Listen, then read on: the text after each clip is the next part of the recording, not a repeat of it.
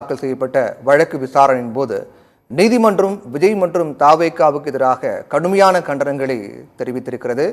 அதிலும் குறிப்பாக உயர்நீதிமன்ற மதுரை கிளையில் முன்ஜாமீன் கோரிய மனு தாவேகாவினுடைய பொதுச் செயலாளர் ஆனந்த் மற்றும் இணை செயலாளர் நிர்மல்குமார் ஆகியோருடைய முன்ஜாமீன் கோரிய மனு தள்ளுபடி செய்யப்பட்டிருக்கிறது. சிபிஐ விசாரணை கோரிய மனுவும் தள்ளுபடி செய்யப்பட்டிருக்கிறது. சென்னை உயர்நீதிமன்றத்தில் இதுபோன்ற கூட்டங்களுக்கு வழிகாட்டு நெறிமுறைகள் வகுக்க வேண்டும் என்று தாக்கல் செய்யப்பட்ட வழக்கு விசாரணையின் போது நீதிபதி செந்தில்குமார் கடுமையான கண்டனங்களை முன்வைத்திருக்கிறார். அதிலும் குறிப்பாக தொண்டர்கள் உயிரிழக்கும் போது அந்த நிகழ்விடத்தை விட்டு ஓடிய தாவேக தலைவர் விஜய் மற்றும் நிர்வாகிகள் இதனால் விஜய்க்கு தலைமை பண்பு இல்லை என்றும் இது என்ன கட்சி என்றெல்லாம் கடுமையான விமர்சனங்களை நீதிபதி முன்வைத்திருக்கிறார். அதோடு இந்த விவகாரம் தொடர்பாக பொறுப்பேற்காமல் தட்டி கழிப்பது என்பது ஏற்க முடியாது என்றும் நீதிபதி தெரிவித்திருக்கிறார். காவல்துறையின் மீதும் காவல்துறையினுடைய செயல்பாடுகள் குறித்தும் சில அதிருப்திகளும் முன்வைக்கப்பட்டிருக்கிறது. குறிப்பாக விஜயனுடைய பிரச்சார பேருந்து விபத்து ஏற்படுத்திய நிலையில் அது குறித்து தனியாக ஏன் வழக்கு பதிவு செய்யப்படவில்லை, ஏன் விஜயனுடைய பிரச்சார பேருந்தை பறிமுதல் செய்யப்படவில்லை என்ற கேள்வி முன்வைத்த நீதிபதி இதுபோன்ற வழக்கு பதிவு செய்யப்படாமல் இருந்தால் மக்களுக்கு எப்படி காவல்துறை மீது நம்பிக்கை வரும் என்ற கேள்வி முன்வைத்திருக்கிறார். ஒட்டுமொத்தமாக கடுமையான கண்டனங்கள் தெரிவிக்கப்பட்டிருப்பதை இதன் மூலமாக நாம் பார்க்கின்றோம். அதன் தொடர்ச்சியாக தமிழக முதலமைச்சர் மு க ஸ்டாலினுடைய பதிவு முக்கியத்துவம் பெறுகிறது. அதாவது அந்த பதிவில் உயர்நீதிமன்ற உத்தரவின் பேரில் அமைக்கப்பட்டுள்ள சிறப்பு புலனாய்வு குழு தனது விசாரணையை தொடங்கும், இதன் மூலமாக முழு உண்மையும் வெளிக்கொண்டு வருவோம் என்று மாநிலத்தின் முதலமைச்சராக மக்களுக்கு நான் உறுதியளிக்கின்றேன் என்று பதிவிட்டிருக்கிறார். மேலும் துடைக்க முடியாத இந்த துயர சம்பவத்தின் பின்னணியில் அரசியல் நோக்கோடு ஒருவரை ஒருவர் குற்றம் சாட்டாமல் நீண்டகால தீர்வை நோக்கி பயணிப்போம், இந்த கூட்டு முயற்சியில் அனைவரது யோசனைகள் ஆலோசனைகளை வரவேற்கின்றேன் என்றும் தெரிவித்திருக்கிறார். இனி இப்படி ஒரு பெருந்துயரம் தமிழ்நாட்டில் மட்டுமல்ல இந்தியாவில் எங்கும் நிகழாமல் தடுக்கவும் ஒன்றிணைவோம் என்று குறிப்பிட்டிருக்கிறார். இவை அனைத்தையும் சேர்த்துதான் இந்த நிகழ்ச்சியில் நாம் விவாதிக்க இருக்கின்றோம். கரூர் துயரம் எந்த திசையில் செல்கிறது வழக்கு என்ற தலைப்பின் கீழ் விவாதிப்பதற்காக நம்முடன் இணைபவர்கள் திமுகவில் இருந்து திரு கரூர் முரளி, பாஜகவில் இருந்து திரு தூத்துக்குடி செல்வம், வழக்கறிஞர் திரு சூரிய பிரகாசும், விரைவில் இணைய இருக்கிறார் அரசியல் விமர்சகர் திரு ராஜகம்பீரன். தற்போது இணைந்திருக்கக்கூடிய 3 பேரும் நிகழ்ச்சியில் வரவேற்கிறோம். சூரிய பிரகாசம் சார், உங்ககிட்ட இந்த நிகழ்ச்சி தொடங்குகிறோம். சரியாக கடந்த வாரம் இதே நாளில் நம்ம நிகழ்ச்சியை நடத்திட்டு இருந்தோம். அப்போது நாமக்கல்ல விஜயுடைய பிரச்சாரம், அதற்கு பிறகு ஏற்பட்ட அந்த கரூர் பிரச்சாரம் கூட்ட நெரிசலில் சிக்கி ஒரு மிகப்பெரிய ஒரு துயரம் நடந்திருக்கிறது. நீதிமன்றத்தில் வரும்போது கடுமையான கண்டனங்களை நீதிபதி தெரிவிச்சிருக்காங்க. சிபிஐ விசாரணை வேண்டான்ட்டாங்க, தள்ளுபடி பண்ணிட்டாங்க. அதே போன்று முன்ஜாமீன் கோரிய மனுவும் தள்ளுபடி செய்யப்பட்டிருக்கிறது. இப்படியே அடுத்தடுத்து கடுமையான கண்டனங்கள். முதலமைச்சருடைய தற்போதைய பதிவு ஒட்டுமொத்தமாக எப்படி பார்க்குறீங்க? பேயாட்சி செய்தால் பிணம் தின்னும் சாத்திரங்கள் நான் பாரதி, அந்த நிலைமை தான் இன்றைக்கி தமிழகத்தில் இருக்குது. இந்த தீர்ப்பு முற்றிலும் அரசியல் சட்ட நெறிமுறைகளுக்கு மாறானது. இந்த தீர்ப்பு முழுவதிலுமாக சட்டவிரோதமானது. தீர்ப்பை வழங்குகின்ற நீதிபதியை நாம் விமர்சிக்கக்கூடாது. அந்த தீர்ப்பை விமர்சிக்கலாம், அது கோர்ட் அவமரியாதையாகாது. பொதுவெளியில் சொல்கிறதெல்லாம் நீதிபதியோட அம்மா டிஎம்கே எம்எல்ஏ, அவங்க சென்னை மாநகராட்சி கவுன்சிலராக இருந்தாங்க, கராத்தே தியாகராஜனை எதிர்த்து நின்று போட்டிட்டு தோத்தாங்கன்னு பொதுவெளியில் பொதுவாக சொல்லலாம். ஆனால் நீதிமன்றத்தையும் நீதிபதியின் மாண்பினையும் காக்க வேண்டியது என்னை போன்ற வழக்கறிஞர்களின் பொறுப்பு. அதுபோல் அது போன்ற பதிவுகளை உடனடியாக நீக்க வேண்டும். நீதிபதிக்கு உள்நோக்கம் கற்பிக்கக்கூடாது. நீதிபதியை நான் தலைவணங்கி மரியாதை செலுத்துகின்றேன். அதே சமயத்தில் இந்த தீர்ப்பை நான் மிக கடுமையாக எதிர்க்கிறேன். எனக்கு அந்த உரிமை உண்டு. ஏன்னா மக்களுக்கு உண்மை தெரியணும். நீதிமன்றத்தில் ஒரு வழக்கு வருது, அதில் ஸ்டாண்டிங் ஆப்ரேட்டிவ் ப்ரொசீஜர் இது போன்ற கூட்டங்களை வரைமுறைப்படுத்துவது எப்படின்னு சொல்லி ஒரு உத்தரவு பிறப்பிக்கணும்னு சொல்லி தான் ஒருத்தர் கேஸ் போடுறாரு. ஆமாம், இது போன்ற வழக்கு ஏற்கனவே விஜய் கட்சி போட்டு என்னுடைய நண்பர் ராகவாச்சாரியை நடத்துகிறாரு. அந்த வழக்கில் மக்கள் தேசிய கட்சியின் சார்பாக நானும் ஒரு இடையீட்டு மனு தாக்கல் செய்து எங்கள் மனு இதே சேம் பிரேயருக்காக அது காவல்துறையில கடுமையான கட்டுப்பாடு விதிக்கிறாங்க. போகும்போது ஆமா, அதனால 16ஆம் தேதி அந்த வழக்கு வருது. அது போன்ற வழக்கு நிலுவையில் இருக்கும் பொழுது அதே போன்ற ஒரு பிரேயரை ஒருத்தர் இந்த கேஸை போடுறாரு. அந்த ப்ரேயரில் வந்து வழக்குக்கே 16வது பக்கத்துலேருந்து ஜட்ஜ்மெண்ட்டில் அதுக்கு முன்னாடி வந்துட்டு பார்த்தீங்கன்னா வந்து கேஸை பற்றி ஃபேக்ட்ஸ்லாம் சொல்லு 16வது தீர்ப்பு பக்கத்திலிருந்து முற்றிலுமாக அந்த தீர்ப்பில் என்ன சொல்லப்பட்டிருக்குன்னா அப்படியே தடம் புரண்டு போகுது. போயிட்டு வெறும் விஜய் என்ற ஒரு தனி மனித தாக்குதல் தான் அதில் ஃபுல்லாக இருக்குது. அவரோட ஒரு மனிதனை வந்து எந்தவித ஆதாரமும் இல்லாமல் அவனுக்கு ஒரு வாய்ப்பு கொடுக்கணும், அவனை வந்து அவனை தன்னை தற்காத்துக் கொள்வதற்கு வைக்க முடியாது. ஒரு கூட்டத்தில் ஒரு நீதிபதிக்கு அந்த மாதிரி ஒரு அதிகார தன்னுடைய சொந்த சுய விருப்புகள், தன்னுடைய சொந்த எண்ணங்கள், அவருக்கு தோன்றுகிற இதெல்லாம் வந்து அதில் வைக்க முடியாது. அவருக்கு முன்னாடி இருக்கிற லிஸ்ட்னு ஆங்கிலத்தில் சொல்லுவோம். அவருக்கு முன்னாடி இருக்கிற சட்ட பிரச்சனையை மாத்திரம்தான் வந்து அந்த தீர்ப்புல வந்து சொல்லணுமே தவிர, அவருக்கு விஜய் என்ற ஒரு தனி மனிதரை நீங்க தாக்கணும்னு நினைச்சீங்கன்னா நீங்க என்ன செய்யணும், அவரை ஒரு பார்ட்டியா இம்ப்ளீட் பண்ணி அவருக்கு வந்து தன்னை தற்காத்துக் கொள்வதற்கான வாய்ப்பு வழங்கப்பட்டிருக்க வேண்டும். இந்த வழக்கிலே விஜய் என்ற தனி மனிதருக்கு அந்த அடிப்படை உரிமை அது. எந்த ஜனநாயக நாட்டிலையுமே வந்து ஈவன் வந்து கம்யூனிஸ்ட் நாட்டில் கூட வந்து இது கொடுப்பாங்க. ஜனநாயக நாட்டில் விஜய்க்கு வந்து இந்த உரிமை முற்றிலுமாக பறிக்கப்பட்டிருப்பது மிகவும் வேடிக்கையாக இருக்கிறது. என்ன உரிமை பறிக்கப்பட்டிருக்கு சார்? அவருக்கு வந்து தன்னை தற்காத்துக்கணும். ஓடனார்னு சொன்னீங்க, நீங்க எப்படி ஓடனார் சொல்றீங்க? எத்தனை விட்னஸஸ் வந்து அவர் ஓடிட்டாருன்னு சொன்னாங்க? ரெக்கார்ட்ஸ் எங்க இருக்கு? விஜய் அந்த இடத்துல இருந்து ஓடிட்டாரு, விஜயோட நிர்வாகிகள் எல்லாம் ஓடிட்டாங்கன்னு ஒரு நீதிமன்றம் எப்படி கருத முடியும்? எங்க ஆதாரம்? அது உண்மைக்கு மாறானதா? அது விஜய் நிகழ்விடத்தில் உண்மைக்கு மாறாது. விஜய் நிகழ்விடத்தில் இல்லையே. விஜய் நிகழ்விடத்தில் இல்லைன்னா அவருக்கு இருக்க பிரச்சனைகள் அதிகாரிகள் வர வேண்டாம்னு சொல்லிருக்கலாம். நீங்க அது யார் சொல்லணும் சார்? நிகழ்விடத்தில் இல்ல, எனக்கு இதனால நான் போயிட்டேன் அந்த இடத்துல இருந்து சொல்றதுக்கு யாருக்கு சார் அதிகாரம் இருக்கு? விஜய் தான் தன்னை தற்காத்துக் கொள்ளணும். அப்ப விஜய் தன்னை தற்காத்துக் கொள்ள வேண்டும் என்றால் அவருக்கு நீங்கள் ஒரு வாய்ப்பு தர வேண்டும். உடனே காலையில சென்னையில தான் இருக்காரு, நோட்டீஸ் கொடுத்து மத்தியானமே வாங்கன்னு சொல்லி இருந்தா அவர் வந்திருப்பாரு, அவரோட வக்கீல் வந்திருப்பாரு. அவரை வந்து பிக்சர் எதுக்கு வர சொல்லுன்றீங்க? ஆமா, அவர் தரப்பு உயர்நீதிமன்றத்தில் வழக்கு என்ன நான் பாதிக்கப்படும் பொழுது என் மீது நீங்கள் குற்றம் சுமத்தும் பொழுது எனக்கு ஒரு வாய்ப்பு தரப்படும். அதுதான் அடிப்படை சட்ட விதி. ஃபர்ஸ்ட் டே லா காலேஜில் போற பையனுக்கு அதுதான் சொல்லுவோம், யாரையுமே வந்து கேட்காம வந்து கண்டம் பண்ணக்கூடாதுன்றதுதான் வந்து அடிப்படை விதி. நீங்க எடுத்தவனே வந்து நீதிமன்றத்துக்கு ஏன் வரலங்கிற நீதிபதி கேட்கல. அவர் கேட்டது என்னன்னா, அவருக்கு அந்த உரிமை சம்பவம் நடந்தப்போ விஜய் ஏன் ஸ்பாட்ல இல்ல, அது யார் சொல்லணும்? விஜய் பார்க்கிறதுக்காக விஜய் நம்பி அவ்வளவு கூட்டம் வருது. ஒரு கோர்ட் வந்து வெறும் வந்து வீடியோகிராஃபிக்கு மாத்திரம் எடுத்து போடலாம்னா போடலாம். அது வந்து நாங்க கூட வந்து பத்திரிகை அர்பிட்ல இல்ல வீடியோ இதில் வந்து நாங்கள் கூட போய் நீதிபதிகள்கிட்ட முறையிடுவோம், நீங்களே சுயமோட்டோவை எடுத்துக்கோங்கன்னு சொல்லி. நான் கூட வந்து அண்ணா நகர் சிறுமி பாலியல் வழக்கில் வந்து நான் கூட நீதியரசர் எஸ்.எம். சுப்பிரமணியம் பெஞ்சில் இந்த மாதிரி ஒரு 12 வயசு பொண்ணுக்கு இது மாதிரி அநீதிக்கப்படுது. அவர் என்ன சொன்னாருன்னா, என்னுடைய கோரிக்கையை ஏற்று அவர் உடனே வந்து போலீஸை கூப்பிடல. அவர் வந்து சுயமோட்டோ பவர்ஸ் வந்து தலைமை நீதிபதிக்கு மட்டும்தான் இருக்கிறது. தலைமை இவருக்கு அது மாதிரி இருந்துச்சுன்னா, இது வந்து வீடியோவில் பார்த்தேன் விஜய் ஓடிட்டாரு, விஜய் கட்சிக்காரெல்லாம் ஓடிட்டாருன்னு சொன்னா இவர் அக்யூசர் ஆயிடுறாரு. இல்லை இவருக்கு நீதி வழங்கணும்னு சொன்னா என்ன பண்ணிருக்கணும்னு சொன்னா, தலைமை நீதிபதிக்கு இந்த வழக்கை வந்து பரிந்துரை பண்ணி நான் இந்த சுயமோட்டோவா இந்த வழக்கை எடுத்துக்கலாம் பர்மிஷன். அதுதான் நியதி. அந்த நியதி முற்றிலுமாக இதில் மீறப்பட்டிருக்கிறது. 16வது பக்கத்துல இருந்து விஜய் ஓடிட்டாரு, விஜய் கட்சிக்காரெல்லாம் ஓடிட்டான், நீ துணை ஜனாதிபதி வராரு, ஜனாதிபதி வராரு, முதலமைச்சர் வராரு, இதெல்லாம் வந்துட்டு பாதிக்கப்பட்டவன் தரப்ப கேட்கணும் சார். ஒரு நீதிபதி வந்து எந்த ஆதாரத்தின் அடிப்படையில் வந்து இது மாதிரி காலையில வழக்கு போட்டு சாயங்காலம் வந்து தீர்ப்பு சொல்லு, அது உங்களோட உரிமை. ஆனா தலைமை நீதிபதிக்கு உள்ள உரிமையை நீங்கள் எப்படி தட்டி பறிக்க முடியும்? அதுதான் என்னோட கேள்வி. நீங்க சுயமோட்டோவா எடுக்கிறீங்களா, எடுங்க, ஒன்னும் பிரச்சனை கிடையாது. பட் அதுக்கப்புறம் அந்த வழக்கை விசாரிக்கின்ற தகுதி உங்களுக்கு இல்லை. தலைமை நீதிபதியால் மீண்டும் அந்த தகுதி தரப்பட வேண்டும். அதை விட்டு வந்து விஜய் வந்து ஓடிட்டாரு, விஜய் கட்சிக்காரெல்லாம் ஓடிட்டான், நீ வந்து தலைமைக்கு தகுதியே இல்ல. விஜய் வந்து விஜயுடைய பிரச்சார பேருந்து விபத்து ஏற்படுத்தி இருக்கு. அதை நீங்க பாருங்க, உங்ககிட்ட அந்த டாக்குமெண்ட் இது இருந்தா போட்டு பாருங்க. ரெண்டு பக்கமும் 2 பசங்க வந்து ரைட்ல இருந்து ஒரு பையன் விழறான், லெஃப்ட்ல இருந்து ஒரு பக்கம் அந்த பையன் வந்து திருப்பி லெஃப்ட்ல அந்த பையன் மேல விழறான். விஜய் வண்டியை வந்து டச் கூட பண்ணல. அதுக்குள்ள விஜய் பஸ் பக்கத்துல தான் விழுறாங்க. விஜய் இந்த பக்கம் இருக்காரு சார், டிரைவர் பாக்குறாரு சார், அந்த பசங்க அதுக்குள்ள வந்து வெரிசல எழுந்திருச்சுட்டானுங்க. இல்ல விஜய் எந்த பக்கம் இருக்காரு முக்கியம் இல்ல, பஸ்ல இருக்காரா இல்லங்கறது முக்கியம். விஜயோட பிரச்சார பேருந்து அந்த மாதிரி பஸ்ல நீங்க ரியர் சீட்ல உட்கார்ந்திருக்கவங்க ஃப்ரண்ட் சீட்ல உட்கார்ந்துக்கலாம், நீங்க பார்ட்டியா சார். இல்ல அந்த விபத்து இந்த சம்பவத்துல பஸ் எதுக்காக பறிமுதல் பண்ணல அப்படினு தான் கேக்குறாங்க சார். 10,000 ஒரு வழக்கு பதிவு பண்ணனுமே அப்படி கேக்குறாங்க. 10,000 கேஸ்ல இது மாதிரி ஆக்சிடென்ட் கேஸ் நடக்குது. 10,000 கேஸ்லயும் பஸ்ஸை பறிமுதல் பண்றாங்களா, டாக்ஸியை பண்றாங்களா, ஸ்கூட்டரை பண்றாங்களா, ஆட்டோ ரிக்ஷாவை பண்றாங்களா சார்? ஒரு ஆக்சிடென்ட் ஆன வழக்கு கிடையாது. வழக்கு போட்டு அது புலன்விசாரணை சார், புலன்விசாரணை அதிகாரி பண்ண சார். கருப்பு வாங்கி அணிந்த நீதிபதி வந்து காக்கி சட்டையை போட்டு வேலையை பண்ணக்கூடாது சார். அது வந்து சட்ட விதிகளுக்கு மாறானது. உயர்நீதிமன்றத்தின் வந்து மக்கள் வந்து கடவுளா நினைக்கிறாங்க, தெய்வமா நினைக்கிறாங்க, கோவிலா நினைக்கிறாங்க.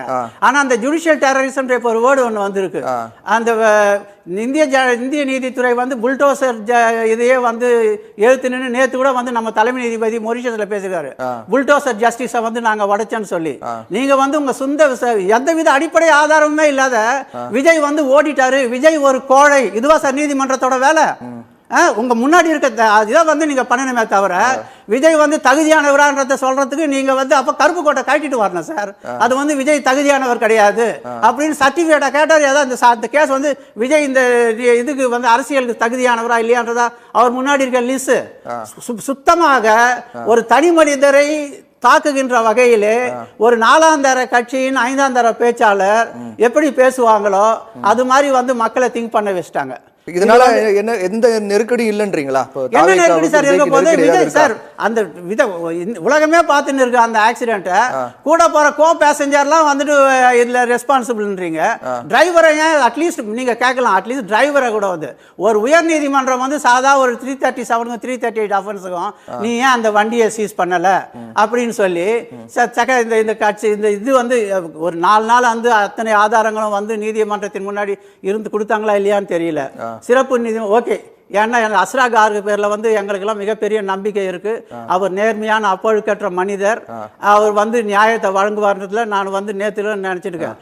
பட் வெறும் விஜய் என்ற ஒரு தனி மனிதருக்கு ஒரு அரசியல் கட்சி தலைவரை அவமதிக்கின்ற வகையிலே அவருக்கு வாய்ப்பே அளிக்காமல் அவரை வந்து குற்றம் சுமத்தி அவனை தூக்கில் போடுவது போல நீதிமன்றங்கள் நடத்துவதை பொதுமக்கள் பார்த்து கொண்டுதான் இருக்கின்றார்கள். இந்த தீர்ப்பு வந்து முற்றிலும் இயற்கை விதிகளுக்கும் சட்ட விதிகளுக்கும் மாறான தீர்ப்பு. சாதாரணமாக நான் இந்த அதாவது சென்னை உயர்நீதிமன்றின் வரலாற்றிலேயே வந்து இந்த மாதிரி ஒரு தீர்ப்பு இதுக்கு முன்னாடி வந்திருக்கான்றது எனக்கு தெரியவே தெரியல. பாதிக்கப்பட்டவரை கேட்காத வீடியோ ஃபுட்டேஜ் எல்லாம் காட்டிருக்காங்க சார். சார் வீடியோ ஃபுட்டேஜ் பேசிட்டு இருக்கும்போது அங்கங்க மயக்கம் போட்டு விழுந்திருக்காங்க சார். அதெல்லாம் பல பேர் உயிருக்கு போராடிட்டு இருக்காங்க. அதெல்லாம் பார்த்து சார் அது யார் தொண்டர்கள்லாம் அவர் பேசிட்டு இருக்கும்போது மயக்கம் போட்டு விழுறாங்க, இறக்குறாங்க. ஆனா அசம்பாவிதம் நடக்கும்போது விஜய் ஸ்பாட்ல இல்ல அப்படின்னு நீதிபதி சொல்லக்கூடிய கருத்து அது ஆதாரமே இல்லன்னு எப்படி சொல்றீங்க? அவரு நான் கரூர்ல இருந்து திருச்சிக்கு போனது, திருச்சி சென்னைக்கு போனது எல்லாமே வீடியோ ஆதாரம் சார். அசம்பாவிதம் இருந்தது சார். அவர் ஓடுனார், நீங்க எப்படி சார் சொல்ல முடியும்? யாருக்கு அவர் போல அப்போ கரூர்ல தான் இருந்தாரா? இல்ல அவர் வர வேணாம்னு சொன்ன அவர் தான் சொல்றாங்களே. பொதுவெளியில இன்னொரு கருத்து இருக்குல்ல, இங்க வராதீங்க பிரச்சனை ஜாஸ்தியா இருக்குன்னு சொன்னாங்கன்னு சொல்லி. அது யாரு?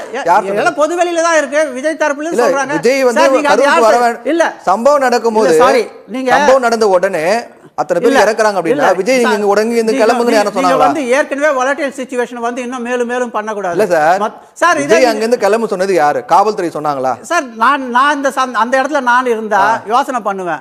என் பேர்ல பொதுமக்கள் பயங்கர ஒரு பழி சுமத்துக்கு ஒரு இது இருக்குன்னு நான் ஃபீல் பண்றேன். மிகப்பெரிய சதி வலை ஃபீல் பண்ணி அங்கதான் இருந்திருக்கணும். இருக்க மாட்டேன். அங்க இருந்து அவங்களுக்கு உதவி பண்ணி நான் குற்றமற்றவன் சதி நடந்திருக்கு அப்ப நீங்க வெளிப்படுத்திருக்கணும். உதவி பண்றதுக்கு வந்து நீங்க வந்து நடக்கும்போது அங்க இருந்து கிளம்பி போயிட்டு இல்ல உதவி பண்றதுக்கு வந்து அரசு அதிகாரிகளும் இதுவங்க இருக்காங்களே தவிர நீங்க அந்த சம்பவ ஏற்பாடுகள் அங்கேயே தான் இருந்தாங்க. யாரும் ஓடல.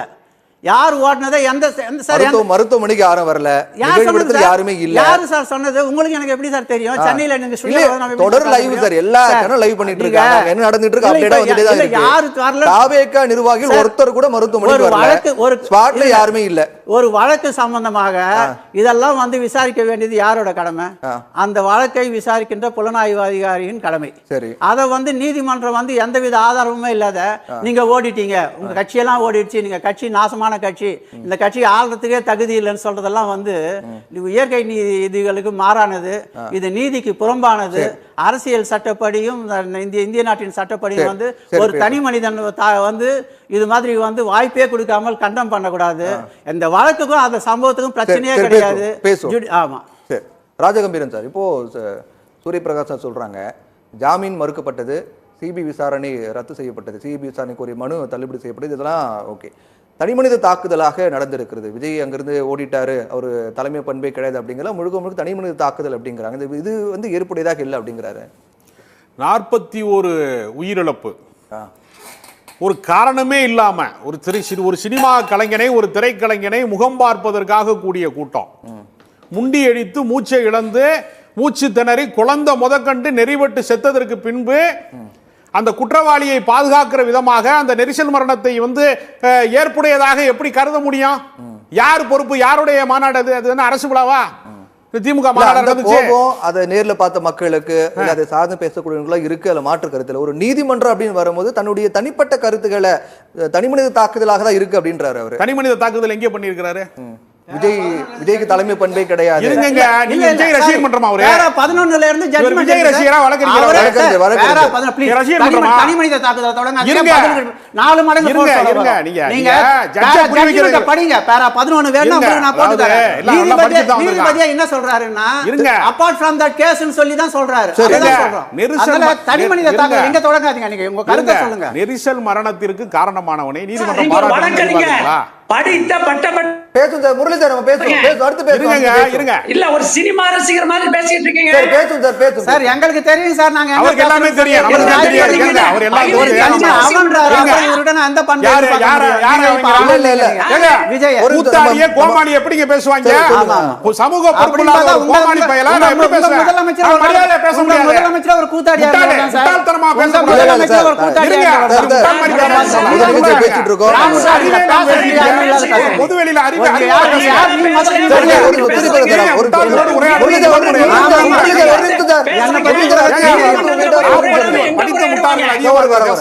சொல்லுங்க. 41 உயிரிழப்புக்கு காரணமான நெரிசல் மரணத்திற்கு காரணமாக குழந்தைகள் முதற்கொண்டு மிதிபட்டு சாவதற்கு காரணமான இடத்தை விட்டு உடனே தலைமறைவாகி தனி விமானத்தை பிடிச்சு எஸ்கேப் ஆகி எல்லா கட்சிக்காரன் 50 பேருமே எஸ்கேப் ஆயிட்டான். ஒருத்தன் கூட சுவிட்ச் ஆஃப் பண்ணி வச்சிருக்கான், ஒருத்தன் கூட இல்ல.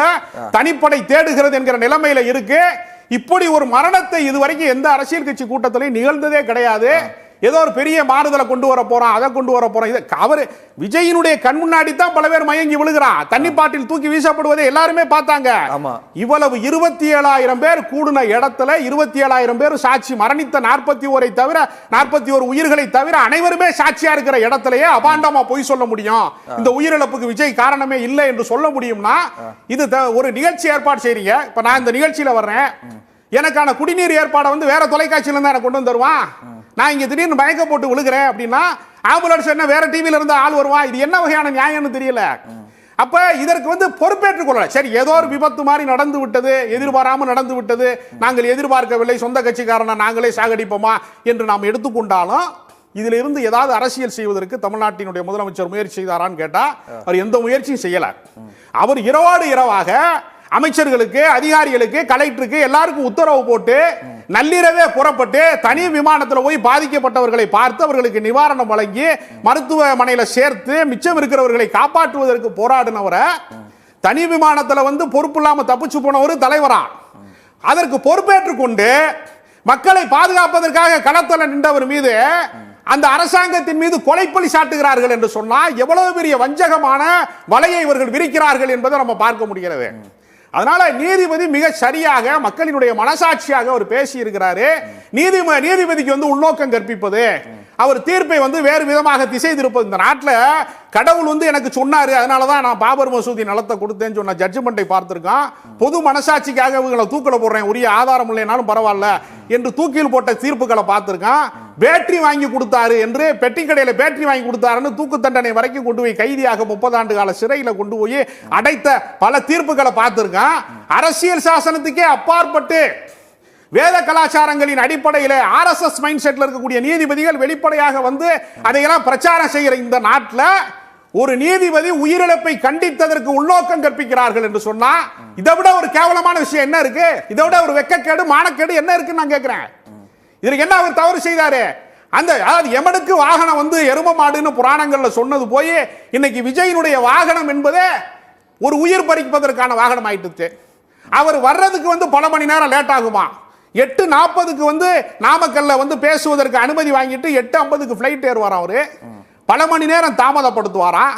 வேண்டுமென்றே 6-7 மணி நேரம் தாமதப்படுத்தி திமுக வந்து 30 விழா நடத்தியிருக்கு கரூர்ல, அதை விட பெரிய கூட்டத்தை நான் காட்டுறேன் பாருன்னு 7 மணி நேரம் தாமதத்தில் நெரிசலை செயற்கையாக ஏற்படுத்தி மனித பேரிடை ஏற்படுத்தி மனித உயிருக்கு மதிப்பே இல்லாத ஒரு பச்சை படுகொலை மாதிரி நடத்திவிட்டு எந்த வெக்கமும் இல்லாம 72 மணி நேரம் இரங்கல் அறிக்கை தெரிவிக்க எழுதி கொடுக்கறவங்க காணாம போயிட்டானா என்னன்னு தெரியல. சுய புத்தி இல்லையா, சொல் புத்தி இல்லையா, முன்ஜாமீன் அடிப்படை அறிவு இல்லையா, மனிதாபிமானம் இல்லையா? முன்ஜாமீன் கோரிய மனு விசாரணையில ஆனந்த் தரப்பு வழக்கறிஞர் சொல்றாங்க தடியடி நடத்தியதால் தான் நெரிசலுக்கு காரணமா இருந்தது. யார் தடியடி நடத்தினா?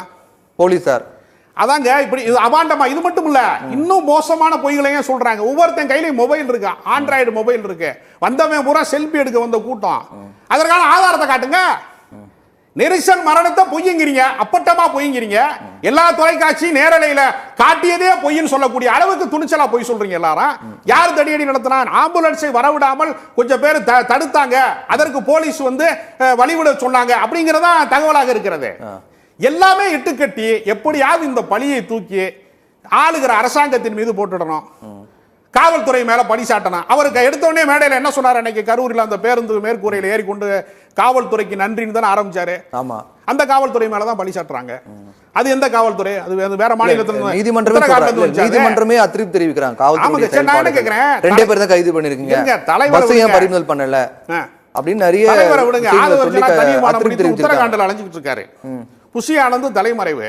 ஒருவராவது பொறுப்பேற்றுக் கொள்ள வேண்டாமா? எந்த கட்சியிலாவது போய் தவறே இல்லங்கிறாங்க, எங்க மேல தவறே இல்லமோ நாங்க எங்க பொறுப்பேற்கணும் அப்படிங்கிற ரீதியில அவங்க பேசுறாங்களே. யாரு பேசுறா? விஜயோட வீடியோ பார்க்கும்போது வீண்படி ஏதாவது வந்து பஞ்ச் டைலாக் பேசுறாங்க. அவர் இரங்கலே தெரிவிக்கல. சினிமால வில்லனை பார்த்து சொல்லுவார்ல, என் மேல நீ சம்பந்தப்பட்ட ஆளு மேல கை வைக்காத, என் மேல கை வைன்னு சொல்லுவாங்கல்ல.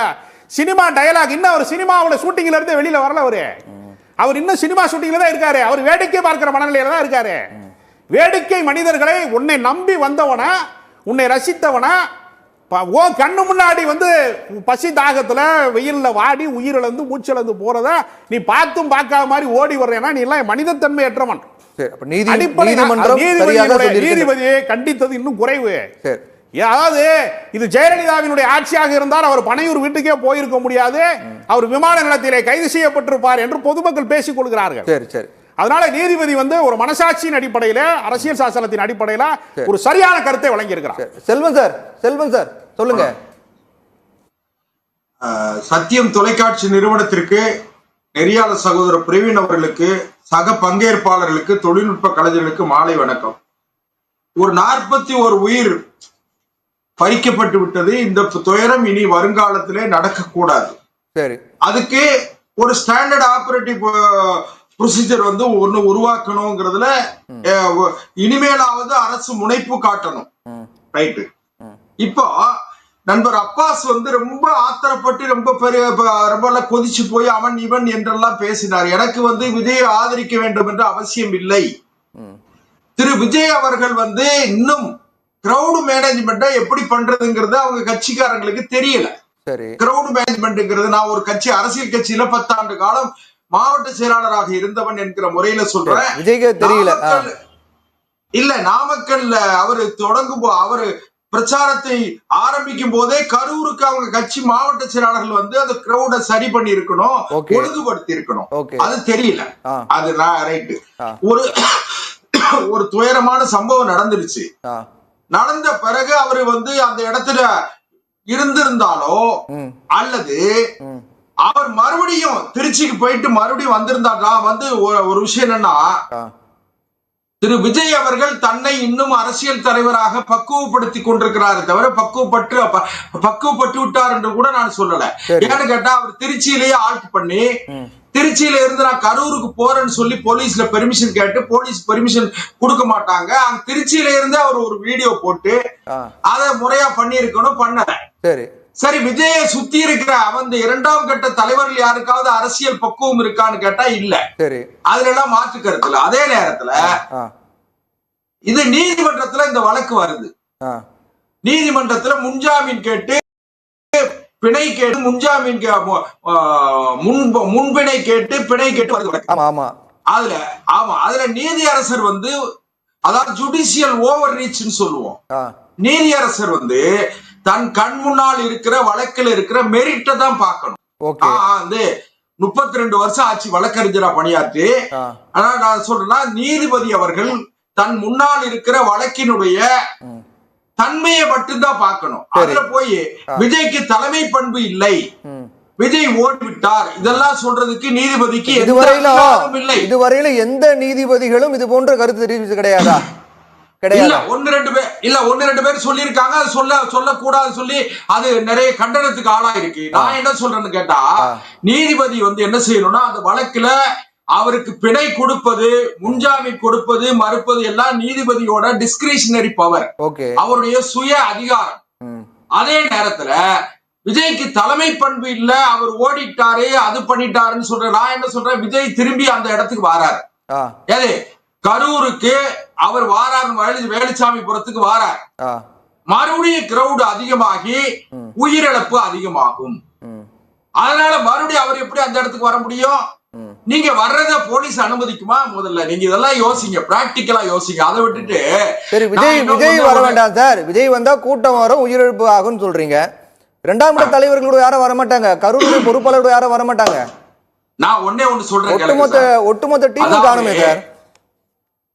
பிரவீன் சார் ஒரே ஒரு விஷயம் நீங்க அனுமதிங்க. அதாவது இதுக்கு வந்து விஜய் ஒரு அரசியல் கட்சி கூட்டம் நடத்துகிற பொழுது அந்த அரசியல் கட்சி மட்டுமே பொறுப்பேற்கணும்னு நினைக்காதீங்க. அந்த கட்சி வந்து முறையாக காவல்துறையில அனுமதி வாங்கி, காவல்துறை வந்து அதுக்கு அந்த கூட்டத்தை ஒழுங்குபடுத்தக்கூடிய ஆர்டர் பண்ணக்கூடிய பொறுப்பை காவல்துறை தான் செய்யணும்.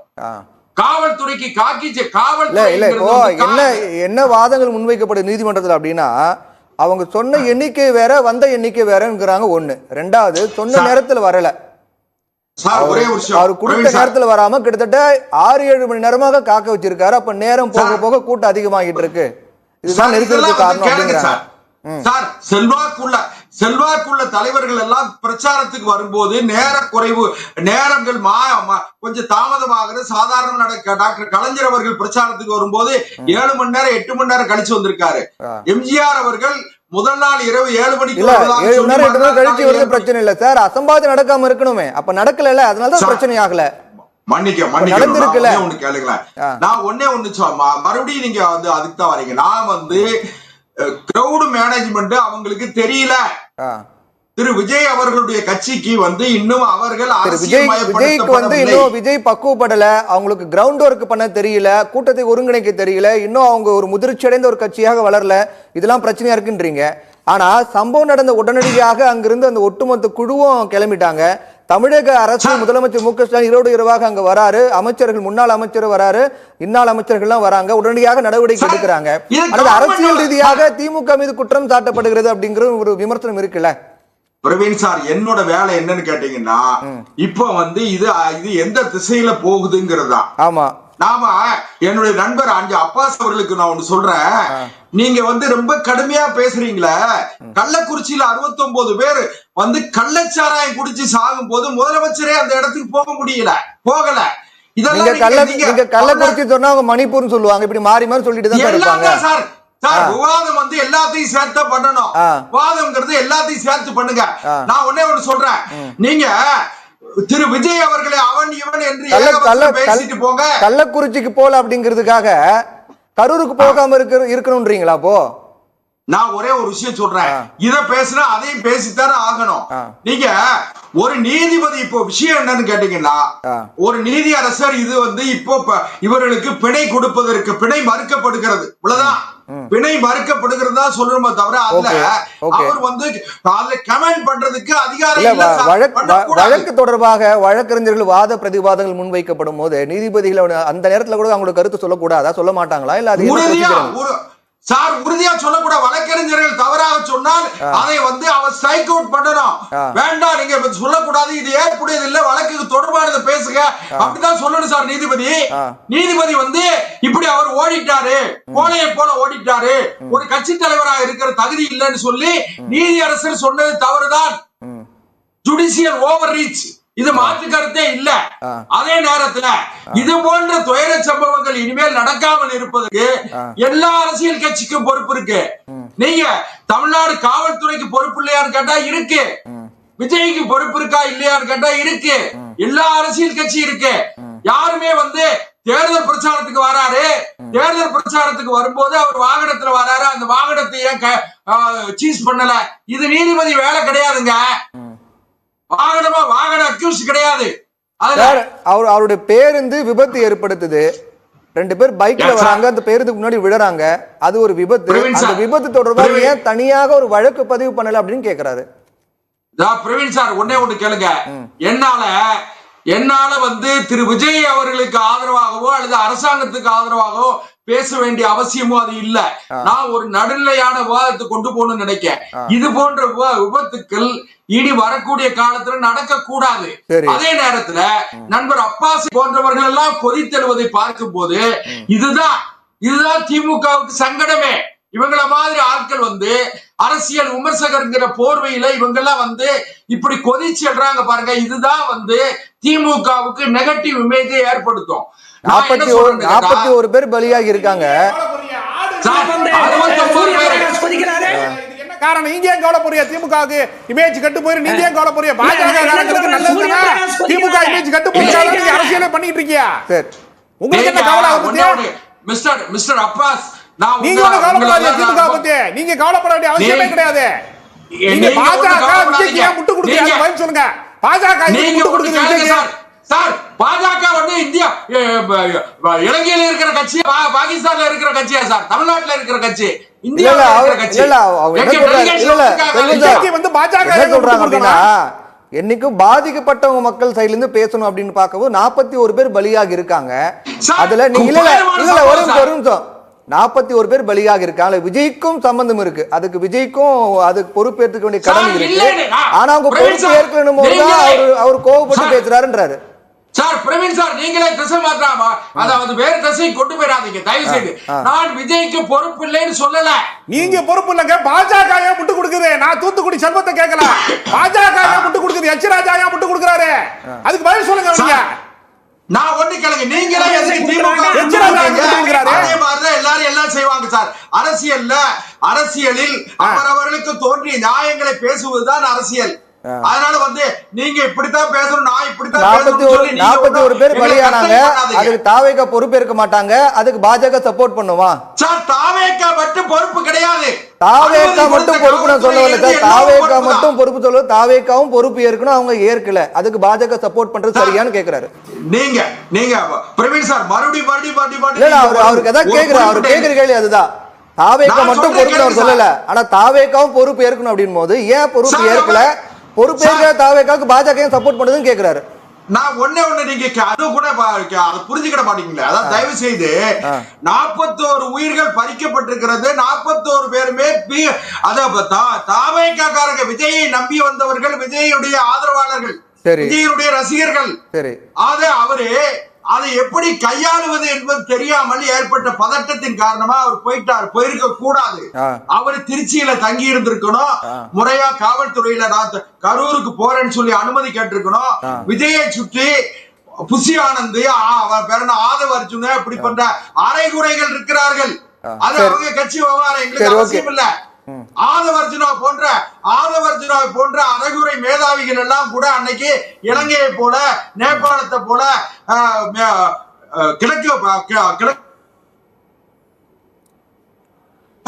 சொன்னது மிகுந்த கண்டனத்துக்குரியது. இப்படிப்பட்ட அரைகுறைகளை வைத்துக் கொண்டு விஜய் ஒரு அரசியல் கட்சி நடத்துவது மிகவும் சங்கடம். விஜய் பேசும். முரளி சார், நீதிமன்றத்தினுடைய கண்டனங்கள், நீதிபதியுடைய அந்த கருத்துக்கள் அப்படிங்கிறது தனிமனித தாக்குதல் அப்படின்னு சூரிய பிரகாஷ் சார் சொல்றாரு. இந்த நிகழ்வு பொறுத்த வரையிலும் முழுக்க தாவேக்காவுக்கு எந்த ஒரு நெருக்கடியும் கிடையாது அப்படின்னு சொல்றாரு. நீங்க எப்படி பாக்குறீங்க நீதிமன்றத்தினுடைய கண்டனம், தீர்ப்பு, அதை தொடர்ந்து தமிழக முதலமைச்சருடைய பதிவு, அதெல்லாம் எப்படி பாக்குறீங்க? நெஞ்சு பொறுப்பதில்லையே இந்த நிலைகட்ட மனிதனை நினைத்து விட்டால் என்று பாரதி சொன்னதை போல ஒரு மனிதநேயத்தோடு நெஞ்சு பொறுக்காமல் தன்னுடைய உணர்வுகளை நீதிபதி அவர்கள் வெளிப்படுத்தியிருக்கிறார். சூரிய பிரகாசமாக இருந்தாலும், என் அருமை நண்பர் தூத்துக்குடி செல்வமாக இருந்தாலும், அவர்களுடைய நோக்கம் என்னவென்று கேட்டால் நீதிமன்றத்தில் நீதிபதியை குற்றம் சொல்வதிலேயே குறியாக இருக்கிறார்களே தவிர ஒரு மனிதநேயத்தோடு விஜய் நடக்கவில்லையே, இது தவறு என்று யாரும் சுட்டிக்காட்டினார்களா என்றால் சுட்டிக்காட்டவில்லை. ஆனால் சூரிய பிரகாஷ் அவர்களுடைய பேச்சை கேட்கிற பொழுது அவர் ஒரு வழக்கறிஞராக பேசுவார் என்று நினைத்தேன். ஆனால் அவர் வழக்கறிஞராக பேசவில்லை. ஒரு வழக்கறிஞராக அவர் சொல்றாரு, நீதிபதிகள் தன்னுடைய தனிப்பட்ட கருத்து எதுக்காக தெரிவிக்கணும் இந்த வழக்குல அப்படின்னு கேட்கிறாரு. இப்போ ஜாமீன் கொடுக்கறாங்க, கொடுக்கல, சிபி விசாரணைக்கு அனுமதி கொடுக்கறாங்க, கொடுக்கல, சிறப்பு குழு அமைக்கிறாங்க, அமைக்கல, இதெல்லாம் நீதிபதிக்கு வரம்புக்கு உட்பட்டது. ஆனா தனி மனித தாக்குதலாக விஜய்க்கு தலைமை பண்பே கிடையாது, அரசியலுக்கு தகுதியே கிடையாது அப்படிங்கிற ரீதியில ஏன் பேசணும் அப்படின்னு கேட்கிறாரு அவரு. சார், தன்னை நம்பி தன்னை பார்ப்பதற்காக தன் திருமுகம் பார்க்க முடியாதா என்று ஏங்கி தவித்து உன்னை பார்ப்பதற்காக வந்து மரணத்தை தழுவியிருப்பவர்களை காப்பாற்றுவதற்கு கூட முடியாத ஒரு தலைவன் எப்படி தலைமை பண்போடு நடக்க முடியும் என்று ஒரு நீதிபதியாகவில்லை, ஒரு தனி மனிதனாக இருந்து கேள்வி கேட்கிற உண்மை எல்லோருக்கும் அதைதான் அவர் பதிவு செய்திருக்கிறார். நீதிபதி அவர்கள் விஜயை மட்டும் சொல்லல, இன்னொன்னையும் சொல்லி இருக்காரு. விஜயனுடைய பிரச்சார வாகனம் மோதப்பட்டு 2 பேருடைய நிலை என்னவென்பதை கேள்விக்குறியாக இருக்கிறது. அந்த பிரச்சார வாகனத்தின் மீது எஃப்ஐஆர் போட்டிருக்கிறார்களா என்று காவல்துறையை பார்த்தும் கேள்வி கேட்டிருக்கிறார் நீதிபதி அவர்கள். நீதியரசர்கள் சரியான முறையில் தான் அவருடைய தன்னுடைய எண்ணத்தை வெளிப்படுத்தியிருக்கிறார். அதற்காக நீதிமன்றத்தை நீங்க குற்றம் சொல்லலாமா? நீதிபதியை குற்றம் அது பாருங்க, 2 பேரும் வழக்கறிஞர், சூரிய பிரகாசம் வழக்கறிஞர், நம்மளுடைய தூத்துக்குடி செல்வராமும் வழக்கறிஞர், 2 பேரும் நீதிபதியே தவறு, நீதிபதியுடைய தீர்ப்பே தவறு, அவர் சொல்லியது தவறு என்று குற்றம் சாட்டுகிறார்கள் என்று சொன்னால், மங்கை சூதகமானால் கங்கையில் குளிக்கலாம், கங்கை சூதகமானால் எங்கே குளிப்பது என்று முத்துராமலிங்க தேவர் கேட்டதை போல கடைசி இருப்பிடமாக இருக்கிற நீதிமன்றம், அந்த நீதிபதியை இந்த நாட்டிலே விமர்சிக்கிற இடத்திலே 2 வழக்கறிஞர் வந்திருக்கிறார்கள்.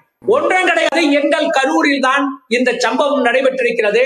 இன்னும் சொல்ல வேண்டுமானால், என்னுடைய வீட்டிலே இருந்து 1 கிலோமீட்டர் வேலுச்சாமிபுரத்திலே வந்து விஜய் பேசுகிறார் என்று சொல்கிற பொழுது கூட்டம் எப்படி இருந்தது என்பதை எனக்கு நன்றாக தெரியும். நான் கேட்கிறேன் சார், 8:45க்கு நாமக்கல்ல பேசுவேன்னு சொன்னவரு 8:45க்கு தான் சென்னை விமான நிலையத்திலேயே வந்து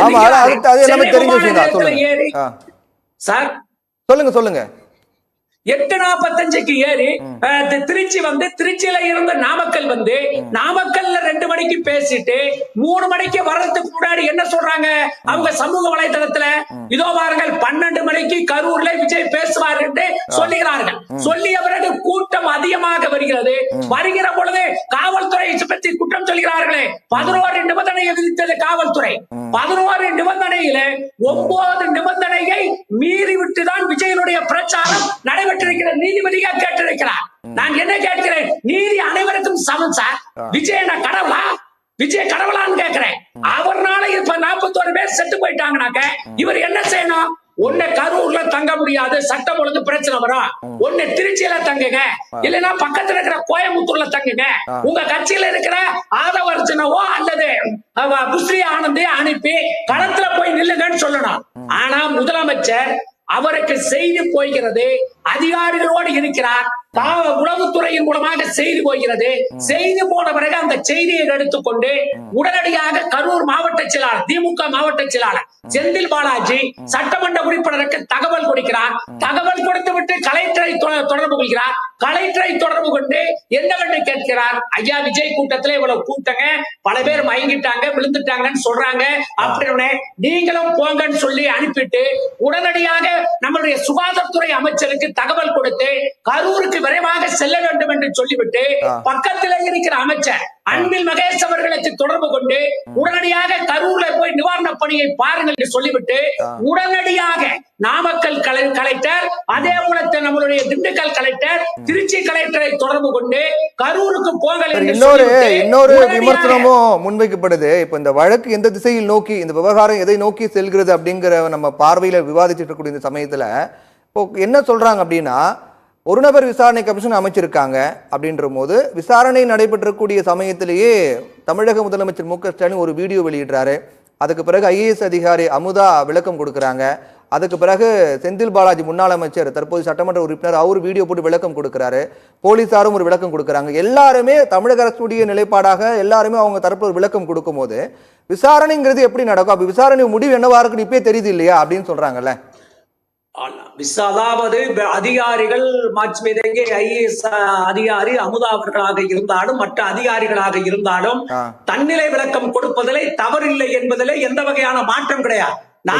விசாரணை போயிட்டு போது விளக்கம் கொடுக்குறாங்க. கொடுக்குற எல்லாருமே ஐஏஎஸ் அதிகாரி, முன்னாள் அமைச்சர், தமிழக முதலமைச்சர் விளக்கம் கொடுக்கும் போது அப்ப விசாரணை முடிவு என்னவாக இருக்கும்னு இப்பயே தெரியுது இல்லையா அப்படின்றாங்க. உண்மையை சொல்லியிருக்காங்க. நாளைக்கு ஒரு நபர் ஆணையம் என்ன சொல்கிறதோ அதை போலதான் நடவடிக்கை. தலைவர் சொல்லி இருக்கிறார், தவறு செய்தவர்கள் யாராக இருந்தாலும் தப்பிக்க முடியாது. நாங்கள் அமைத்திருக்கின்ற அருணா ஜெகதீசன் அவர்களுடைய தலைமையில் இருக்கிற குழுவாக இருந்தாலும், உயர் நீதிமன்றம் அமைத்திருக்கின்ற அஸ்ராக் அவர்களுடைய தலைமையில அமைத்திருக்கிற குழுவாக இருந்தாலும், அந்த குழு உண்மையை வெளிப்படுத்தும் என்பதிலே மாற்றமில்லை. ஒரு முதலமைச்சராக இருந்து நான் இதை வெளிப்படுத்துகிறேன் என்று எங்கள் முதலமைச்சர் சொல்லி இருக்கிறார். ஒரு பொறுப்போடு ஒரு முதலமைச்சர் பேசுறார் சார். ஒரு பொறுப்போடு சார். இப்ப பாத்தீங்கன்னா இப்ப நீதிமன்றம் கேட்ட கேள்வி, நீதிபதி அவர்கள் கேட்ட கேள்வியை என்ன விமர்சனம் செய்கிறார்? வழக்கறிஞராக இருக்கிற சூரியர் பிரகாசம் அவர்கள் எவ்வளவு நீதிபதியை விமர்சனம் செய்கிறார்? நேற்று நடந்த சம்பவத்திற்கு எங்கள் தலைவர் உடனடியாக நடவடிக்கை எடுத்திருந்தார். விஜய் இன்னொன்னு சொன்னாரு, நம்ம அப்பாஸ் சொன்னார், ஜெயலலிதா இல்ல, ஜெயலலிதா இருந்திருந்தா திருச்சி விமான நிலையத்தை விஜய் தாண்டி இருக்க முடியுமா? கையில விலங்கு போட்டு நாடா அடைச்சிருப்பாங்கன்னு சொல்றாரு. அதே போல எங்க தலைவர் நடவடிக்கை எடுத்தாருன்னா எடுக்கல. தவறு யார் மீது இருக்கிறதோ அவர்கள் மீது அமைக்கப்பட்டிருக்கிற ஆணையம் தருகின்ற தீர்ப்போ, உயர் நீதிமன்றம் தருகின்ற அமைத்திருக்கிற சிறப்பு புலனாய்வு துறையோ தருகின்ற தீர்ப்பின் அடிப்படையில் நடவடிக்கை இருக்க. முதலமைச்சர் ஜனநாயகப்படி நடக்கக்கூடிய முதலமைச்சராக இருக்கிறார். இன்னொன்னே சொல்லியிருக்கிறார், அதையும் உங்ககிட்ட கோடிட்டு காட்டுறேன். என்ன சொல்லி இருக்கிறார் என்று சொன்னால், உயர் நீதிமன்றத்தினுடைய கருத்துக்களையும் வழிகாட்டுதலின் அடிப்படையில் எங்களுடைய அரசு நாளை பேரணியாக இருந்தாலும் பொதுக்கூட்டமாக இருந்தாலும் நடத்துவதற்கான நெறிமுறைகளை வழிமுறைகளை உருவாக்கி, இந்த நெறிமுறையும் வழிமுறையும் தமிழ்நாட்டுக்கு மட்டுமல்ல இந்தியாவுக்கே வழிகாட்டுகின்ற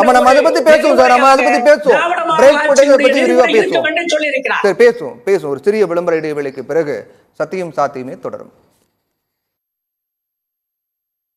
After admitting, we are very glad that we admitted her here because my daughter, though she is not very high studious girl, we wanted her to be an all-round development, and it has worked out well. எங்களுடைய support என்னைக்கும் உங்களுக்கு உண்டு. அது எங்க குழந்தைங்க. நாங்கள் எப்பவுமே bring your children அப்படின்லாம் எந்த மெசேஜுமே நாங்கள் போடுறதில்லை. நாங்கள் அவர் அப்படிங்கிற வேர்டு தான் யூஸ் பண்ணுவோம். அப்படி இருக்கிறதுக்கு தான் நாங்கள் ஆசைப்படுறோம். Olive Tree Group of Schools, CBSE. Admission open for 2025 to 26 for pre-KG to grade 6 and grade 11. To enroll, contact 75500112. Caught in a fleeting moment, ஓவியமானாயோ மேனியை டைடம் தீண்ட வானமாயானா கல்யாண கோலம் அழகை கூட்டுதே அழகே அடி அழகே கல்யாண கோலம் கனவு போலவே மேனியை டைடம் தீண்ட. Diadem, GN Chetty Road, T Nagar and Nongambakam. After admitting, we are very glad that we admitted her here because my daughter, though she is not very high studious girl, we wanted her to be an all-round development, and it has worked out well. எங்களுடைய support என்னைக்கும் உங்களுக்கு உண்டு. அது எங்க குழந்தைங்க. நாங்கள் எப்பவுமே bring your children அப்படின்லாம் எந்த மெசேஜுமே நாங்கள் போடுறதில்லை. நாங்கள் அவர் அப்படிங்கிற வேர்டு தான் யூஸ் பண்ணுவோம். அப்படி இருக்கிறதுக்கு தான் நாங்கள் ஆசைப்படுறோம். Olive Tree Group of Schools, CBSE.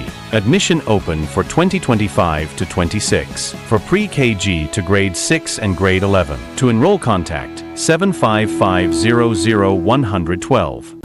Caught in a fleeting moment, ஓவியமானாயோ மேனியை டைடம் தீண்ட வானமாயானா அழகே கல்யாண கோலம் அழகை கூட்டுதே அழகே அடி அழகே கல்யாண கோலம் கனவு போலவே மேனியை டைடம் தீண்ட. Diadem, GN Chetty Road, T Nagar and Nongambakam. After admitting, we are very glad that we admitted her here because my daughter, though she is not very high studious girl, we wanted her to be an all-round development, and it has.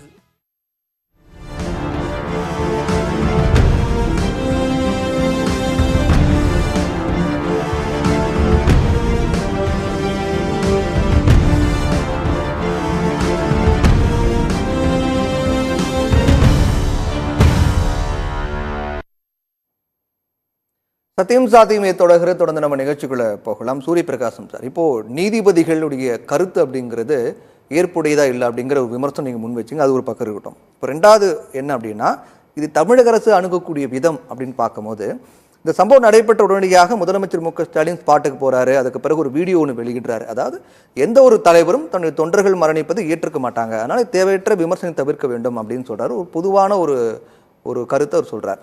அதுக்கு பிறகு திரு விஜய் ஒரு video வெளியிடுறாரு. பழி வாங்க வேண்டும் அப்படின்னு எண்ணம் இருந்தால் ஏன் மீது கை வைங்க, தொண்டர்கள் மீது கை வைக்காதுங்கிறாரு. ஒரு புரோட்டோகால் படி ஒரு நெரிசல் ஏற்பட்ட உடனடியாக என்ன நடவடிக்கை எடுக்கணுமோ அதை மிக மெதுவாக காவல்துறை எடுக்கிறாங்க.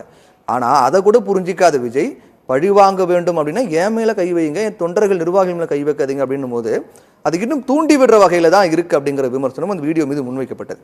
அதுக்கு பிறகு ஆதவ் அர்ஜுனா புரட்சி பற்றியெல்லாம் பேசி அதுக்கப்புறம் டெலீட் பண்ணிட்டார். இப்படி ஒரு சம்பவம் நடைபெற்ற பிறகும் கூட விஜய் மற்றும் ஆதவ் நிலைப்பாடுகள் அப்படிங்கிறது இன்னும் அது தூண்டி விடுற வகையில தான் இருக்குங்கிற விமர்சனம் இருக்கு. அதுக்கு பிறகும் கூட முதலமைச்சர் மு க ஸ்டாலின் இப்போ ஒரு பதிவு வெளியிட்டிருக்காரு. அந்த பதிவில் எல்லார் கூடயும் கலந்து ஆலோசித்து ஒரு மிக முக்கியமான முடிவு, அந்த எஸ்ஓபின்னு சொல்லப்படக்கூடிய ஒரு வழிகாட்டு நெறிமுறைகளை நம்ம வகுக்கப்படும் அப்படின்னு சொல்கிறோம். அதே போல் இந்த துயர் துடைக்க முடியாத இந்த சம்பவத்தின் பின்னணியில் அரசியல் நோக்கோடு ஒருவர் குற்றம் சாட்ட வேண்டாம்னு ரொம்ப நேர்த்தியாக அது பதிவு பண்ணுறாரு. அப்போ அணுகக்கூடிய விதம் அப்படின்னு வரும்போது கூட இதில் பல முரண் இருக்குல்ல தாவேக்கா சைட்லேருந்து பார்க்கும்போது. நான் முதல்ல ஒன்று தெளிவுபடுத்திடுறேன்.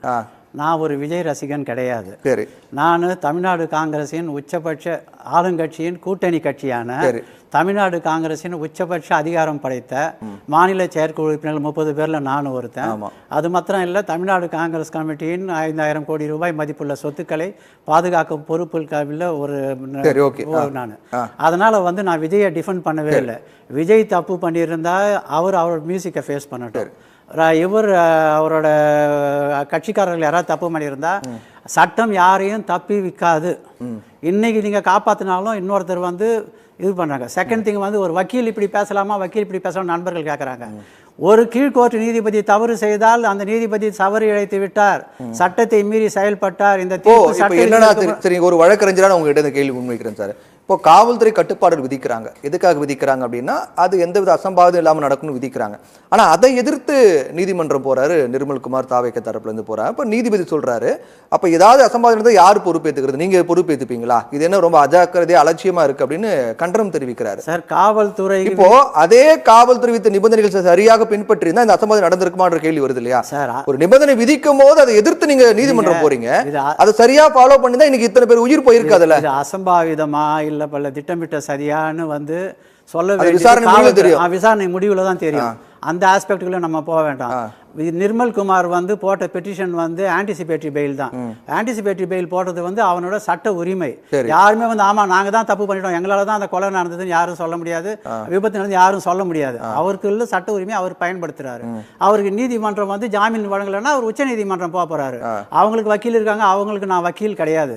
மூணாவது நீங்க ஒண்ணு கேட்டீங்க, முதலமைச்சர் இதுல சரியா தானே செயல்படுறாருன்னு. ஓகே, அவர் வாதத்துக்கு சரியாக செயல்படுறாருன்னு அர்த்தம். முதலமைச்சரின் நேரடி கண்காணி இருக்கின்ற உள்துறை செயலாளர் எதற்காக பத்திரிகையாளர்களை சந்திக்க வேண்டும்? நீங்கள் போட்ட உங்கள் இன்ஸ்பெக்டரும் உங்கள் சப் இன்ஸ்பெக்டரும் டிஎஸ்பியும் ஒரு ஸ்டேஷன் ஹவுஸ் ஆஃபீஸர் தான் எவ்வளோ பெரிய 302 இருந்தால் கூட அவர் தான் எஃப்ஐஆர் போட்டு ரிஜிஸ்டர் பண்ணணும். உங்களுக்கு கீழே இருக்க அத்தனை அதிகாரிகளுக்கும் நீங்கள் ஒரு செய்தியை அனுப்புறீங்க, அமுதா அவங்க பேர்ல பெருமதிப்பு இருக்கு எனக்கு, ஒரு நேர்மையான அதிகாரின்னு சொல்லி.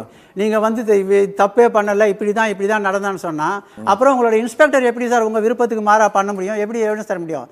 அருணா ஜெகதீசன் கமிஷனே எதுக்கு எதிர்க்கிறாங்க? ஒன்று, அருணா ஜெகதீசன் ஏற்கனவே இந்த ஆக்ட் 14 சொல்லுவாங்க. ஆமாம், குண்டர்கள் தடுப்பு சட்ட ஆலோசனை கழக உறுப்பினராக போன மாதம் தான் தமிழ்நாடு அரசால் நியமிக்கப்பட்டவர். அங்கே அவருக்கு அத்தனை சலுகைகளையும் அரசு பணத்தில் அனுபவிக்கிறாரு.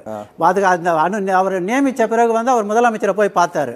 அப்படிப்பட்டவர் இது வரைக்கும் ஒரு விசாரணை கமிஷன் போட்டா அதுல section 3(1) of the commission of enquiry ஆக்ட்ல ஒரு ஜிஓ வரணும். அந்த ஜிஓ வந்த அப்புறம் தான் அந்த கமிஷன் சட்டப்பூர்வமாக அமைக்கப்பட்ட ஒரு கமிஷனா கருதப்படும். அதை அது கூட கிடையாது. நேரா அவங்க அருணா ஜெகதீசன் அங்க போறாங்க. எனக்கு என்னன்னா பிள்ளையும் கிள்ளி விட்டு தொட்டிலையும் ஆட்டுற கதையா இருக்கு. சரி. உடனே முதலமைச்சர் நேற்று கேட்கிறாரு வந்து RSS கூட்டம் வந்து காமராஜரை கொலை பண்ண முயற்சி பண்ண கூட்டம்னு. ஆமா. மதுரையில இந்திரா காந்தியை கொலை பண்ண கூட்டம் யாருன்றது காங்கிரஸ்காரன் ஒவ்வொரு மனசுலயும் மாறாத சரி, வலுவாக சரி, நம்ம இருக்கிறது. பேசுவோம். அதனால வந்து முதலமைச்சரும் அவர் அதிகாரிகளும் வந்து புலனாய்வு அதிகாரிகள் தங்களுடைய சுயமாக அவங்களை வேலை செய்ய விடணும். மக்களுக்கு உண்மை தெரியணும். விஜய் தப்பு பண்ணியிருந்தா தூக்குல போடுங்க சார். நாங்க ஏன் சார் கேட்கறோம்? ராஜகம்பீரன் சார், ஒரு முறையான வழிகாட்டுதல் இல்லை அப்படிங்கிறத நீதிபதி தெரிவிச்சிருக்காங்க. இப்போ ஏன்னா கடந்த தாவேகா தரப்புலேருந்து நிர்மல்குமார் நீதிமன்றத்துக்கு போறாரு. காவல்துறை வந்து கடுமையான கட்டுப்பாடு எங்களுக்கு மட்டும் தான் விதிக்கிறாங்க, பாரபட்சம் பார்க்குறாங்க அப்படின் போது அப்போ ஒட்டுமொத்தமாக எல்லா கட்சியும் பின்பற்றக்கூடிய வகையில் ஒரு பொதுவான வழிகாட்டு நெறிமுறை வகுக்குன்னு நீதிபதி சொன்னாங்க. ஆனால் அதுக்கு பிறகு கூட தமிழக அரசு இந்த நடவடிக்கை எடுக்கல. இப்போ வரைக்கும் ஒரு முறையான வழிகாட்டு நெறிமுறை இல்லை அப்படின்னு நீதிபதி சொல்லியிருக்காங்க. இப்போ தமிழக முதலமைச்சர் சொல்லியிருக்காரு நம்ம SOP எல்லாரிடையே கலந்து ஆலோசித்து பண்ணலாம் அப்படின்றாங்க. அப்போ இது முன்கூட்டியே பண்ணியிருந்தா இதை தவிர்த்திருக்கலாமா? இல்லை, ஏற்கனவே நெறிகாட்டக்கூடிய வழிமுறைகள் எல்லாம் இருக்கிறது. அது மற்ற கட்சிகள்லாம் பின்பற்றாங்க. இவங்க 31 நிபந்தனைகள் கொடுத்தவொடனே எங்க கட்சியை முடக்க பார்க்குறாங்க, திமுக எங்களை பார்த்து பயப்படுது அப்படின்லாம் இவங்க கூச்சல் போட்டாங்க. இவர்கள் எதையுமே எந்த ரூல்ஸையுமே ஃபாலோ பண்ணலையே. மேற்கூரைகள் மேலே ஏறுறது, உடைக்கிறது, பேரிக்காட்டை வந்து உடைக்கிறது, மரத்து கிளையில வந்து மேல இருந்து கீழே குதிக்கிறது, மருத்துவமனையினுடைய உபகரணங்கள்லேயே ஏறத்தாழ 5 லட்சம் சேதம் ஏற்பட்டிருக்கிறது நாமக்கல்லன்னு சொல்லி வழக்கு பதிவு செய்யப்படுகிறது. அவங்க எந்த நெறிமுறைகளையுமே பின்பற்றல. ஒரு அடிப்படையான விஷயங்களை கூட அவங்க பின்பற்றல. மக்களை வந்து ஒன்று திரட்டுகிற போது அதை எப்படி கலைந்து செல்ல வேண்டும், இது எல்லா கட்சிகள்லையுமே அந்த தொண்டரணியின் மூலமாக, வாலண்டியர்ஸ் மூலமாக, தன்னார்வ தொண்டர்களின் வழியாக அது ஒழுங்குபடுத்தக்கூடிய அமைப்பு வந்து இதை விட பெரிய கூட்டங்கள்ல எல்லாம் நிகழ்ந்திருக்கிறதுல. ஜல்லிக்கட்டு போராட்டம் நம்ம கண்ணு முன்னாடி மெரினா பீச்சில் 10 லட்சம் பேர் திரண்டாங்க. எந்த அசம்பாவிதமும் நிகழாமல் கடைசியாக நடந்த அந்த காவல்துறையினுடைய அந்த தடியடியை கழித்து விட்டு அதற்கு முன்பு வரைக்கும் அந்த ஒழுங்கு சிதைக்கப்படவே இல்லை. அமைக்கப்பட்ட அந்த குழு ஹேமமாலினி செய்திகள் சந்திக்கும் போது முழுக்க தமிழக அரசு பொறுப்பேற்கணும், விஜய் தவறே இல்லை அப்படின்னு சொல்லிட்டு போயிருக்காங்க. அங்கிருந்து அரசியல் தொடங்குகிறது. முதலமைச்சர் அவர்கள் வந்து இதை அரசியல் படுத்த விரும்பவில்லை. அவர் என்ன சொன்னார்னா, தாவேகா கூட்டத்தில் நெரிசல்ல செத்து போயிட்டாங்கன்னு சொல்லல, மரணித்தவர்கள் நம்மளுடைய தமிழ் உறவுகளே எல்லாருமே நம்ம ஊர்க்காரங்க தான் இறந்துருக்கிறாங்க. அந்த உணர்வுல தான் யாதும் ஊரே யாவரும் கேளின்னு சொன்னது மாதிரி நம்மளுடைய தமிழ் சொந்தங்களுடைய மரணமாகத்தான் அவர் பார்த்தாரு. அவர் வந்து கட்சிக்கார மரணமா பார்க்கல. இதை முதலில் அரசியலாக்கியது பாஜக தான். பாஜக உள்ளே களத்துக்குள்ள இறங்கின பின்புதான் இதற்கு அரசியல் முகமாக இது மாற்றப்பட்டது. விஜய பதுங்கி இருந்த விஜய 3 நாள் கழிச்சு இரங்கல் அறிக்கை வெளியிடுவதுங்கிற பேர்ல வெளியில வந்ததுக்கே பாஜக தான் பாதை போட்டு தந்தது. அவங்க வந்ததற்கு பின்புதான் இந்த மாதிரியான அரசியல் ரீதியான அந்த விகல்பங்களை வந்து அந்த வேறுபாடுகளை வந்து கூர்திட்டுகிற வேலை சரியாக நடந்து கொண்டிருக்கிறது. இதுக்கு பாஜக தான் முழுக்க இதை வைத்துக் கொண்டு அரசியல் செய்கிறது. தமிழ்நாட்டின் சமநிலை சீர்குலைவதை பாஜக விரும்புகிறது. செல்வம் சார், விசாரணை நடந்துட்டு இருக்கும் போது செய்தியாளர் சந்திப்பு நடத்தி இது தொடர்பாக பேசுவது அப்படிங்கிறது தவறு அப்படின்னு பாஜக இருந்து பல பேர் சொல்றாங்க. அதே விசாரணை நடந்துட்டு இருக்கும் போது NDA சார்பாக அமைக்கப்பட்ட குழு, இது வரைக்கும் அந்த மாதிரி குழு பார்த்தது கிடையாது. எனக்கு தெரிஞ்சு ஒருவேளை அமைச்சிருக்கலாமான்னு தெரியல. புதுசாக ஒரு குழு ஒன்று ஃபார்ம் பண்ணுறாங்க. அவங்க ஒரே நாளில் வந்து விசாரணை பண்ணுறாங்க, ஆய்வு பண்ணுறாங்க, ஒரே நாளில் கண்டுபிடிச்சிடுறாங்க தமிழக அரசு மீது தவறு அப்படிங்கிறது. அப்போ விசாரணை போயிட்டு இருக்கும்போது அவங்க அந்த தொடர்பான கருத்து தெரிவிக்கிறது சார் வெறும் 3 மணி நேரத்தில் கண்டுபிடிச்சாங்க. இவ்வளோ பெரிய ஒரு திறன் வாய்ந்த ஒரு குழு இருக்கு அப்படின்னா இது பல இடங்களுக்கு அனுப்பியிருக்கலாமே. பாஜக தான் அரசியல் தொடங்கி வச்சிருக்காங்க இதுல அப்படின்னு சொல்றாங்க. அது என்னுடைய நண்பர் அப்பாஸ் இதை தவிர வேற கருத்து எல்லாம் சொல்ல முடியாது. அதனால அதை பத்தி பிரச்சனை இல்லை. இதை நம்ம புறந்தள்ள முடியாது சார். என்ன எதிர்கொள்ள நீங்க இந்த கருத்து சரியா தப்பா நீங்க பேசுங்க. 3 மணி நேரத்துல மணிப்பூருக்கு சொல்லுங்க. பாஜக போயிட்டீங்களா? நீங்க போடுற கூச்சல்ல நான் போடுவேன். கொஞ்சம் அமைதியா இருங்க. இல்ல சார், கொஞ்சம் ப்ளீஸ். 3 மணி நேரத்துல ஒரு குழு உண்மை கண்டுபிடிக்க உலக அளவுல ஒரு திறன் வாய்ந்த குழுவா தான் பார்க்க முடியுது. கருத்து முக்கியம். நுப்பாடுங்க கொஞ்சம் ப்ளீஸ். அதாவது நண்பர், அதாவது பேசிய நண்பர்களுக்கு சொல்றேன், சமீபத்துல கொஞ்சம் ஒரு ஆண்டுக்கு முன்னால ஒரு ஏர் ஷோ நடந்துச்சு சென்னையில. ஏர் ஷோ நடந்ததுல இதே மாதிரி வந்து ஒரு பெரிய அசம்பாவிதம் நடந்து ஒரு 5 உயிர்கள் பறிக்கப்பட்டது. அது மாண்புமிகு முதலமைச்சர் அவர்களே அதுல இருந்தாங்க. காவல்துறையோட பொறுப்பு வாய்ந்த அதிகாரிகள்லாம் இருந்தாங்களே. நீங்க அப்பெல்லாம் எங்க போயிருந்தீங்க? ஒண்ணு. 2வது நான் இன்னொன்னு சொல்றேன் கேளுங்க. அப்பயே குழு அனுப்பல பாஜக கலந்து. நான் சொல்றேன் கேளுங்க சார். அதான் எல்லாத்துலயுமே வந்து நீங்க ஒரு விஷயம் என்னன்னு கேட்டா எல்லாத்துலயுமே ஒரு கொஸ்டின் பண்ணிக்கிட்டு இருந்தா நம்ம உண்மை கண்டறியும் குழுவை அனுப்புவது அந்தந்த கட்சிகளுடைய தேவை, விருப்பம், அந்த கால சூழ்நிலை, அவ்வளவுதான். விட்டுருங்க. நான் ஒண்ணு கேளுங்க, எங்க கட்சியோட அந்த 11 எம்பிக்கள் குழு வந்து டெலிகேஷன் வந்திருக்காங்க. அவங்க உண்மை கண்டறிஞ்சிட்டு போயிருக்காங்க. ஒரே நாள்லயா சார்? ஒரே நாள கண்டுபிடிச்சிடலாமா? இல்ல, அவங்க பண்ணிருக்காங்க. நீங்க இன்னும் அது பின்னால வரட்டும், டிபேட் வரும். கேளுங்க. இன்னொன்னு, நான் இப்ப என்னோட சிம்பிளான கொஸ்டின் என்ன தெரியுமா, ஒரே நைட்ல இப்படி நீங்க கேக்குறதுனால சொல்றேன், ஒரே நைட்ல நீங்க ஒன் மேன் கமிஷன் நீதிபதி அருணா ஜெகதீசன் அவருடைய தலைமையில அமைக்கிறீங்க. ஒன் மேன் கமிஷன் நம்ம நண்பர் சூரிய பிரகாஷ் சொன்ன மாதிரி செக்ஷன் 3(1) ஆஃப் கமிஷன் ஆக்ட்ல வந்து அதன்படி டேர்ம்ஸ் ஆஃப் ரெஃபரன்ஸ் வேணும், ஜிஓ போட்டிருக்கணும், டேர்ம்ஸ் ஆஃப் ரெஃபரன்ஸ் அதுல என்னென்னலாம் விசாரிக்கணும்னு போடணும், அவங்களுக்கு அலுவலகம் வேணும், அவங்களுக்கு அதுக்கு தொலைபேசி எண் கொடுக்கணும், அந்த தொலைபேசி எண்ல நீங்க எல்லாரும் கருத்தை சொல்லுங்கன்னு சொல்லணும். இப்படி எல்லாம் நிறைய ப்ரொசீஜர் இருக்கு. ஆனால் 27ஆம் தேதி இரவே அந்த ஒன் மேன் கமிஷன் அமைக்கப்பட்டு 28ஆம் தேதி காலை நீதிபதி அருணா ஜெகதீசன் அவர்கள் சம்பவம் நடந்த இடத்துக்கு வந்து விசாரிக்காங்களே, இது என்ன நியாயம்? என்ன விசாரணை இன்றளவும் போயிட்டு இருக்கு இல்லையா? அவங்க உடனே ஒரே நாள் 3 மணி நேரத்துல விசாரணை முடிஞ்சு அறிக்கை சமர்ப்பிக்கல. பிரவீன் சார், ஒரு நீதிபதி ஒரு கமிஷன் வந்து ஒரு கமிஷன் பைண்டிங்ஸ் தான் கொடுக்க முடியும். அந்த கமிஷன் வந்து உடனடியாக அந்த ஸ்பாட்டுக்கு வந்து என்ன நடந்து நீங்க யார் விட்னஸ், கம்ப்ளைண்ட் யாரு, விட்னஸ் யாரு, இதெல்லாம் வந்து இருக்கா இல்லையா? அதனால இதெல்லாம் விட்டுருங்க. ஒண்ணு. ரெண்டாவது, மரியாதைக்குரிய அமுதா IAS அவர்கள், வருவாய்த்துறை செயலாளர் Amudha IAS, senior IAS officer, அவங்க தலைமையில் நான் என்ன சொல்றேன், பீப்புள் மேண்டேட் யாருக்கு? மக்களுடைய வாக்குச்சீட்டின் மூலமாக அதிகாரம் யாருக்கு வழங்கியிருக்காங்க? அதிகார அரசுக்கு தான் வழங்கியிருக்காங்க. யாரு? மாண்புமிகு முதலமைச்சர் திரு மு.க. ஸ்டாலின் அவர்களுக்கு தான் வழங்கியிருக்காங்க. ஆனா நான் அமைச்சர்கள் வந்து நிருபர்களை சந்திக்கணுமா? அதிகாரிகளுக்கு என்ன வேலைங்க? அதிகாரிகள் வந்து ஒரு IAS officer, senior IAS officer, home secretary, health secretary, DGP, ADGP எல்லாரும் போய் பத்திரிகையாளர்கள் செந்தில் பாலாஜி IAS அவர் சந்திக்கலையா? மக்களா செய்தியாளர்களை சந்திக்கலையா? பாக்குறாங்க. தமிழக அரசுக்காக பேசுறது யார் பேசணும்? நீங்க செந்தில் பாலாஜி வந்து திமுகவுடைய மாவட்ட செயலாளர், எங்களுக்கு அது அவசியம் இல்ல. ஆனால் அமுதா IAS வந்து யாருக்காக பேசுறாங்க? தமிழ்நாடு அரசுக்காக பேசுறாங்க. தொகுதியுடைய சட்டமன்ற உறுப்பினர் யாரா இருந்துட்டு போட்டியா? நான் என்ன சொல்றேன், அமுதா IAS நான் என்ன இது அதிகார அத்துமீறல்ங்கிறதுக்காக சொல்றேன். இதனுடைய விசாரணையுடைய போக்கு இப்படித்தான் இருக்க வேண்டும் என்று திட்டமிட்டு செய்வதாகத்தான் நான் கருதுறேன். ஏன்னா டேர்ம்ஸ் ஆஃப் ரெஃபரன்ஸ் கிடையாது, ஒண்ணும் கிடையாது. கமிஷன் உடனே உண்மையை வெளிக்கொண்டு வரணும் அப்படிங்கிற நோக்கம். அது யாரு சொன்னா என்ன, நமக்கு அது உண்மையா பொய்யாங்கிறத விவாதிக்கணும். இவங்க ஏன் சொன்னாங்க? ஒரு உண்மையா இருக்கான்னு என்ன கேளுங்க சார். ஒரு அசம்பாவிதமான ஒரு சம்பவம் நடக்குது. இல்லாத சார் ஒரு ஜட்ஜ் வந்து ஒரே செகண்ட். அதாவது அருணா ஜெகதீசன் கமிஷன் வந்து தூத்துக்குடி ஸ்டெர்லைட் வழக்குல அவங்க கொடுத்த பைண்டிங்ஸ்ல என்னாச்சு சார்? அவங்க குற்றம் சாட்டினாங்களா அந்த அதிகாரிகளுக்கு எல்லாம்? முரளி சார் உங்களுக்கு இறுதியான கருத்து. அதாவது சார் ஒண்ணும் கிடையாது. கும்பமேளாவிலே ஒரு பிரச்சனை வருகிறது, பல பேர் உயிர் இழக்கிறார்கள். அதே போல பார்த்தீர்களானால் நம்மளுடைய குஜராத் மாநிலத்திலே பாலம் விழுந்த பிறகு அங்கே பல பேர் உயிர் இழக்கிறார்கள். கர்நாடகத்திலே பார்த்தீர்களானால் ஒரு சம்பவத்தின் மூலமாக பல பேர் உயிர் இழக்கிறார்கள். அப்பொழுதெல்லாம் தேசிய ஜனநாயக கூட்டணியின் சார்பில் ஒரு குழு போகவில்லை. ஆனால் இப்பொழுது கரூரில் மட்டும் இந்த சம்பவம் நடந்த பிறகு உண்மையை கண்டறிவதற்கு உலகத்திலேயே புலனாய்வு துறையிலே ஆஸ்கார் விருது பெற்றிருக்க ஹேமாலினி அவர்களுடைய தலைமையிலே ஒரு குழு வருகிறது. குழு வந்த பிறகு 3 மணி நேரம் அவர்கள் விசாரிக்கிறார்கள். எங்கள் கரூரில் தான் விசாரிக்கிறார்கள். நானும் டிவியை பாக்குறேன். அவங்களுக்கு தமிழ் தெரியல. தமிழ் தெரியாம ஒரு கேள்வி கேட்கிறாங்க. கேள்வி கேட்கிற தமிழர்களாக இருக்கிற எங்கள் மக்களுக்கு தமிழை தவிர வேற மொழி தெரியல. தமிழ் தெரியணும்னு அவசியம் தமிழ் தெரிந்த கேள்வி தமிழ்ல கேட்கணும்ல சார். தமிழ் கேள்வி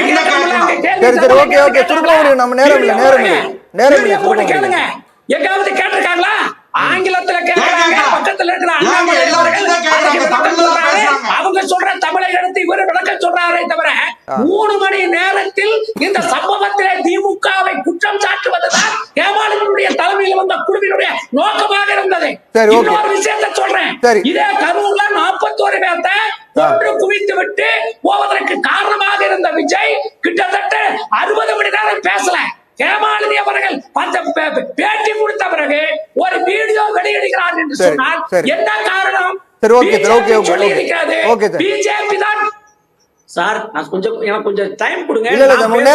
நேரம் இல்ல, சுருக்க முடியுது, டைம் இல்ல. பிஜேபி தான் விளக்கம் சொல்ல வேண்டும். அதே போல பார்த்தீர்களான சொல்றவங்க சொன்னாங்க கூட்டத்துல இந்த சம்பவத்துக்கு தடியடி காரணம். தடியடிலாம் காரணம் இல்ல, மேல உட்கார்ந்துட்டு தண்ணின்னு கேட்கப்பட்ட பொழுது பாட்டில தூக்கி போட்டாரு பாருங்க விஜய். அதனாலேயே ஒரு பெரிய நெருக்கடி ஏற்பட்டு பல பேர் செத்திருக்கிறார்கள். நீதிமன்றம் சரியாக விசாரணை அமைப்புகள் அமைக்கப்பட்டிருக்கு. விசாரணை முடிவுல என்ன தெரியுது அப்படிங்கறத தருவதற்கு எங்கள் தலைவர் தளபதியும் தமிழ்நாட்டு முதல்வரும் தயாராக இருக்கிறார்கள். சம்பவம் நடக்காத அளவிற்கு தமிழ்நாடு அரசு நடக்கக்கூடாது என்பதிலே நாங்கள் முக்கியமாக இருக்கிறோம். இந்த துயர சம்பவம் நடந்ததே ஒரு துரதிருஷ்டவசம் தான்.